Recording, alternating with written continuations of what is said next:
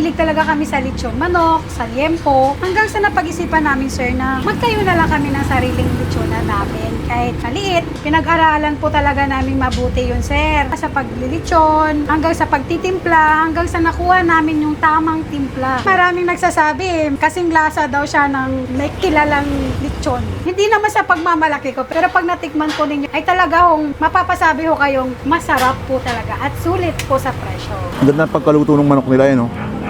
Juicy. Ba't pa ako bibili sa mga sikat na brand kung dito mo lang mabibili? Mas mura, mas masarap. Hello, ma'am. Ay, sir. Anong binibenta niyo po dito?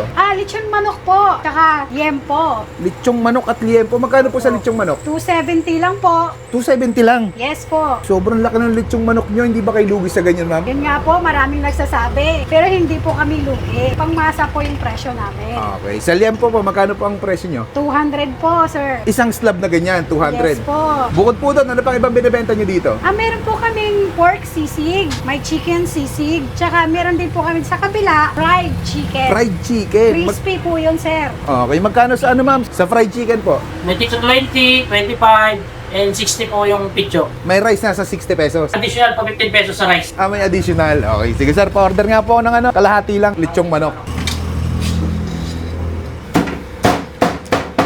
May dine-in po kayo dito. Yun lang po ang wala kaming dine-in, sir. Take out lang po kami.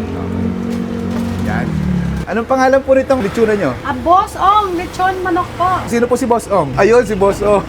Anong oras po kayo nag-open dito, ma'am? 11 ng umaga hanggang 11 ng gabi. Saan po kayo matatagpuan? Ito po sa 665, Malagasang 1-8. Along Malagasang. Tapat po ng Green State. Sa gilid po ng Istana. Ba't ang daming bumibili ng lechong manok nyo? Anong kakaiba sa lechong manok nyo, ma'am? yun nga lang po, masarap po kasi siya. Hindi naman sa pagmamalaki ko, pero pag natikman po ninyo yung Boss Ong lechon manok, ay talaga hong mapapasabi ho kayong masarap po talaga at sulit po sa presyo. Sa dami-dami na nagtitinda ng lechong manok, ano pong kakaiba sa lechong manok nyo? Yun pa tulad na sinabi ko kanina, may kakaiba po siyang sarap at pangmasa po ang aming presyo. Ilang oras po minamarinate itong manok nyo, ma'am? Ito po ay overnight po namin minamarinate para po manunuot po talaga yung lasa sa manok. Nakakailang buong manok po kayo sa isang araw? 20 to 25 sa isang araw. 20 to 25. Sa liempo po? 20 to 20. Isang umabot pa na 25. Malakas din po yung liempo namin. Sa manok po, 1.2 hanggang 1.3 kilos po ang isa. Ang isang buo. Opo. Ang laki na, sulit na yan. Nakakailang kilong fried chicken kayo? Ngayon, nakaka-3 hanggang 4 na kilo na po kami sa maghapon. Pa-order nga din ako, ma'am, nung fried chicken nyo. Paano pala nagsimula tong business nyo, ma'am? Nagsimula kasi kaming pamilya, mahilig talaga kami sa lechon manok, sa liempo. Hanggang sa napag-isipan namin, sir, na magtayo na lang kami ng sariling lechonan namin. Kahit maliit, sa nag-umpisa kami sa maliit. Pinag-aralan po talaga namin mabuti yun, sir. Sa paglilechon, hanggang sa pagtitimpla, hanggang sa nakuha namin yung tamang timpla na swak sa pangmasa ng Pinoy. Recipe po talaga namin to, original po namin to. Maraming nagsasabi, kasing lasa daw siya ng may kilalang lechon. Kilalang lechong manok. Ayoko na sabihin. Thank you na lang po, thank you.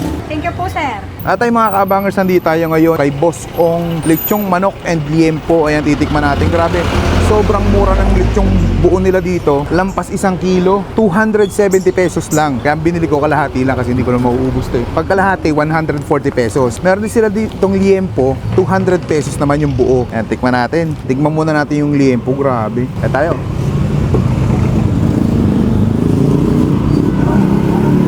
Grabe yung lasa. Manamis-namis. Ang sarap ng pagkatimpla. Meron din siyempre sila ditong manok. Ayan. Kalahati lang. Ang ganda ng pagkaluto ng manok nila yun, no? Juicy. Minamarinate nila to overnight. Malasang malasa. Grabe. Totoo nga yung sinasabi ni ma'am. May kalasang sikat na brand ng lechong manok. Kahit mura siya, hindi magpapahuli sa mga natitikman mong lechong manok.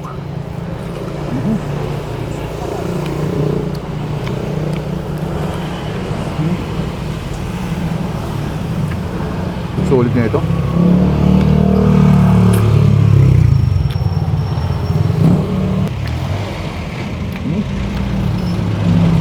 Alam mo yung titikman mo lang sana, pero napafood trip ka na talaga.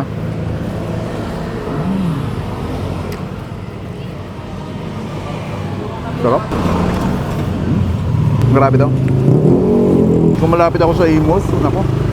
Ba't pa ako bibili sa mga sikat na brand kung dito mo lang mabibili? Mas mura, mas masarap.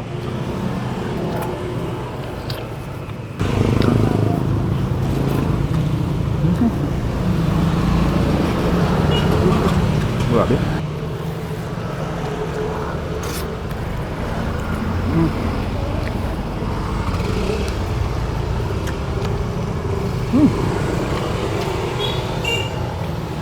Yummy.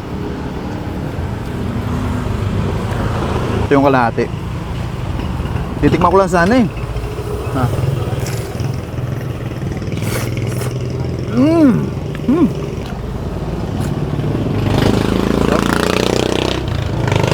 Panalo, mapapa-extra rice ka dito.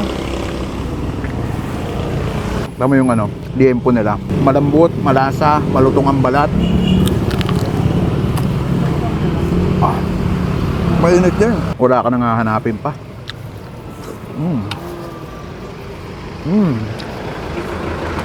Ayan, kung taga dito ka sa Malagasang, bisitahin nyo na. Boss Ong Lechong Manok. Napakasolid dito mga lods. Paano? Ubusin ko muna to.